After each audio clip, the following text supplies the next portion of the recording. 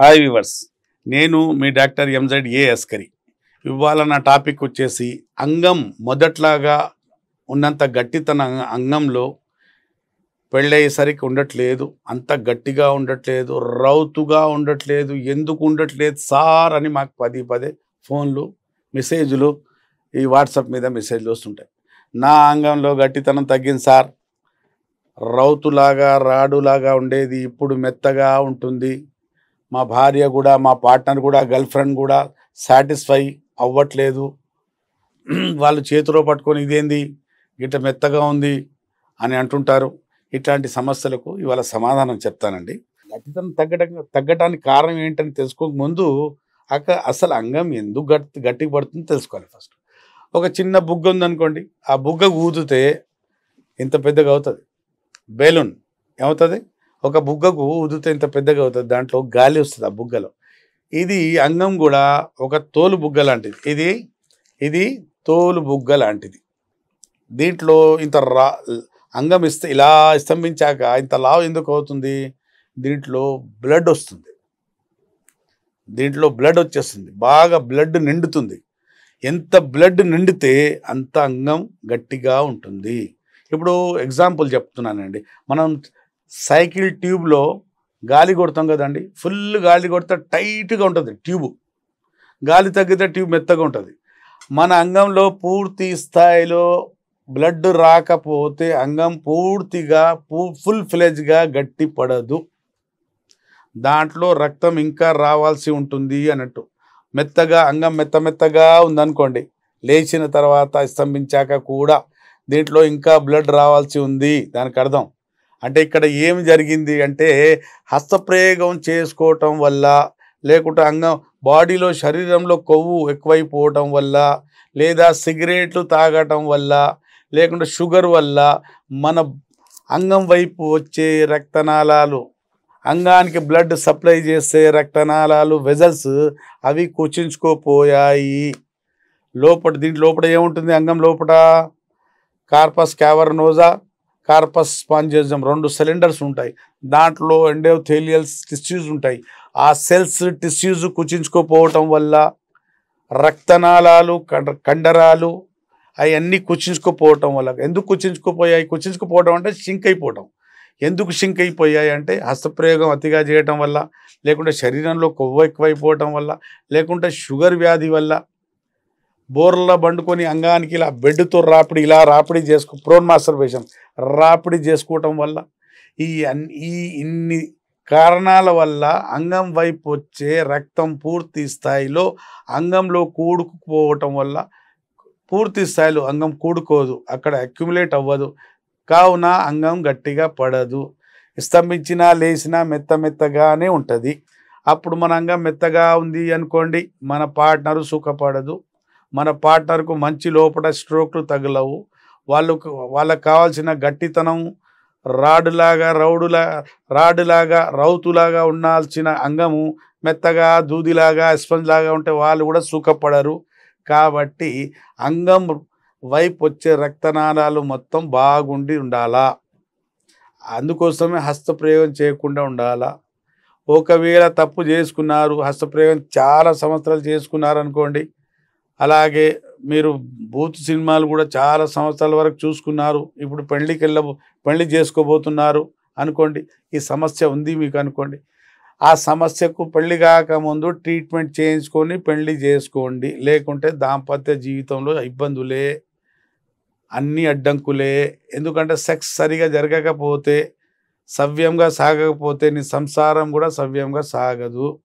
భార్యాభర్తల మధ్య గొడవలు, అన్యోన్యత. అసలు భార్యాభర్తల మధ్య ప్రేమ, అన్యోన్యత, అనురాగం, అనుబంధం ఉండాలంటే సెక్స్ బాగా జరగాలి. మీ మీ మీ సంసారం మొత్తం దీని బలం మీద ఆధారపడి ఉంటుంది. అంగంలో ఎంత గట్టితనం ఉంటే మీ సంసారంలో అంత బైండింగ్ ఉంటుంది. అంగం ఎంత మెత్తగా ఉంటుందో అంగం అంత మీ దగ్గర గొడవలు, మనస్పర్ధాలు ఉంటాయి. అందుకోసమే అంగంలో గట్టితనం తగ్గకుండా చూసుకోవాలి. ఎందుకు గట్టితనం తగ్గుతుంది అంటే, ఇక్కడ ఒక కారణం కాదండి.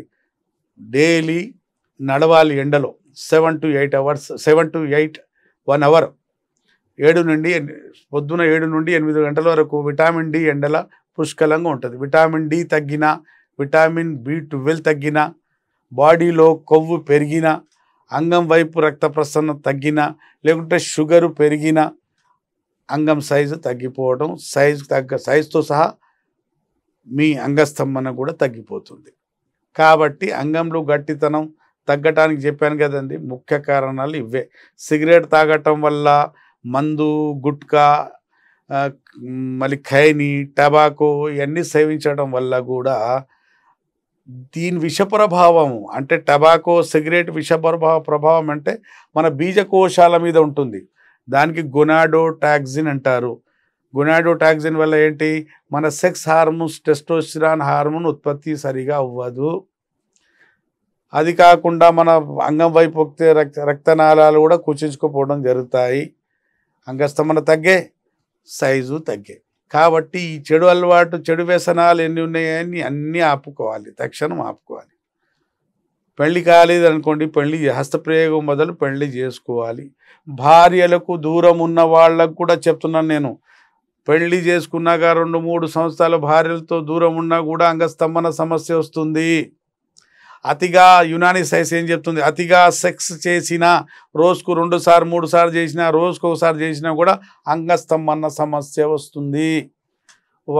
ఒక్కసారి వీర్యం బయటికి వస్తే మళ్ళీ అంత వీర్యం బాడీలో ఉత్పత్తి అవ్వడానికి మినిమం 3-4 రోజులు పడుతుంది. అంటే 4 రోజులకు ఒకసారి సెక్స్ చేస్తే మనం 90 సంవత్సరాల వరకు కూడా సెక్స్ హాయిగా, సాఫీగా, అసవ్యంగా చేసుకోవచ్చు, ఆరోగ్యంగా చేసుకోవచ్చు. ఏ అడ్డంకులు, ఏ ఇబ్బందులు రావు. అలా కాకుండా బాగా సెక్స్ రోజుకు 3-4 సార్లు చేసుకున్నాం అనుకోండి, 30-35 సంవత్సరాల లోపటే మనకు అంగస్తంభన సమస్య మొదలవుతుంది. ఇప్పుడు అన్నం బాగా ఉంది, రుచిగా వంటకాలు అయిన ఇంట్లో 3 పూటలు బదులు మనం 6 పూటలు తిన్నాం అనుకోండి, అప్పుడు అజీర్ణం అవుతుంది. సెక్స్కి అతిగా చేసినా, సెక్స్ చేస్తూ 2-3 సంవత్సరాలు ఆపేసినా కూడా సెక్జువల్ ప్రాబ్లం రావటం ఖాయము.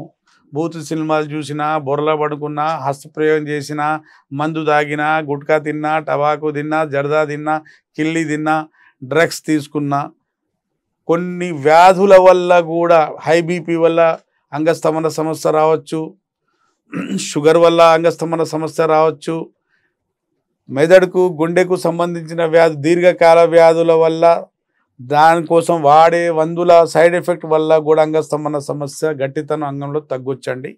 మూర్ఛ వ్యాధి కోసం వాడే మందులు, ఎపిలెప్సీ, అలాగే డిప్రెషన్ కోసం వాడే మందులతో కూడా సైడ్ ఎఫెక్ట్స్ వల్ల కూడా అంగస్తంభన సమస్య రావచ్చు.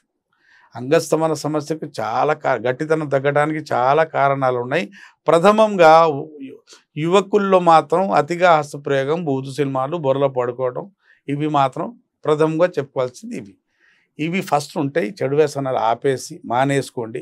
ఇట్లాంటి సమస్యలు మీకున్నా, మీరు వరల్డ్ వైడ్గా లోకంలో ఏ మూలాన ఉన్నా, మన భారతదేశంలో ఏ మూలాన ఉన్నా, లేకుంటే ఉభయ రాష్ట్రాలు ఎక్కడ ఉన్నా, లేకుంటే నాకు దగ్గరలో ఉన్నా, వచ్చి నేరుగా చూయించుకొని, దూరం ఉన్న వాళ్ళు ఫోన్లో మాట్లాడి, సంభాషించి, డౌట్లు అడిగి తెలుసుకొని మరి మందులు తెప్పించుకోవాలా, ఎవరు ఉంటే తెప్పించుకోవాలా, వచ్చి వాడుకోవాలా అని ఆన్లైన్ పెయిడ్ కన్సల్టేషన్ తీసుకొని ట్రీట్మెంట్ తీసుకొచ్చండి.